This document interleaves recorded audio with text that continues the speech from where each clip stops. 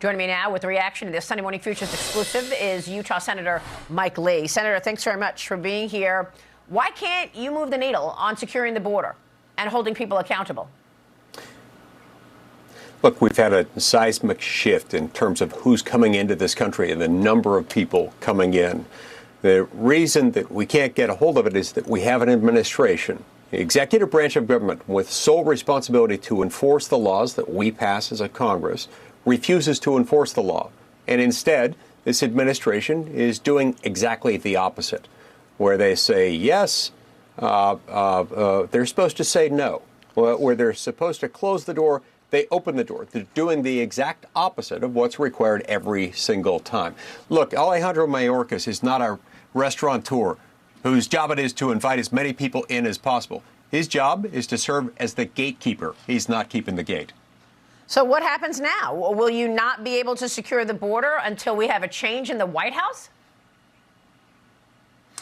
Tragically, it appears that we've lost the tools that we might otherwise have had, and we've given them up more or less this week. First of all, when the Senate Democrats chose to nuke the Senate's impeachment power for the first time in history, where we've had jurisdiction over articles of impeachment duly passed by the House of Representatives, we didn't undertake a trial. We didn't culminate in a finding of guilty or not guilty.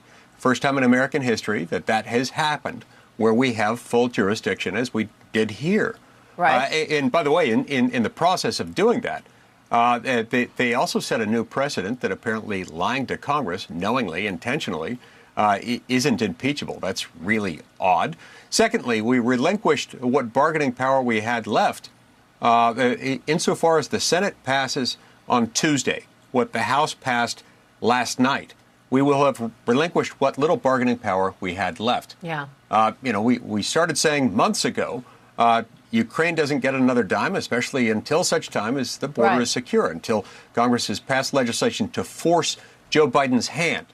And that didn't happen. And the Republican-led House of Representatives completely walked away from that yesterday. So I guess you have to believe that if the Democrats are running the Senate, then it passes. How will you vote when this Ukraine bill and this foreign aid bill, $95 billion, comes to the Senate this week?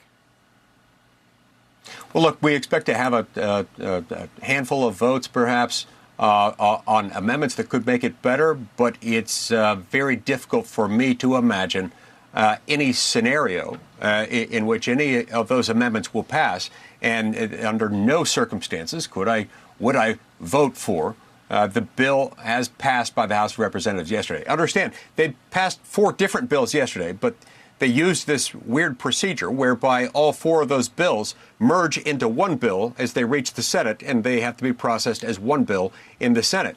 Look, this is a really good deal for Ukraine and Zelensky. It's a really good deal for Hamas, which stands to receive up to $9 billion of this $95 billion aid package. Now, this is not good for hardworking Americans who are finding more and more of their taxpayer dollars going to people other than Americans, going to secure borders other than the U.S. border. Wow.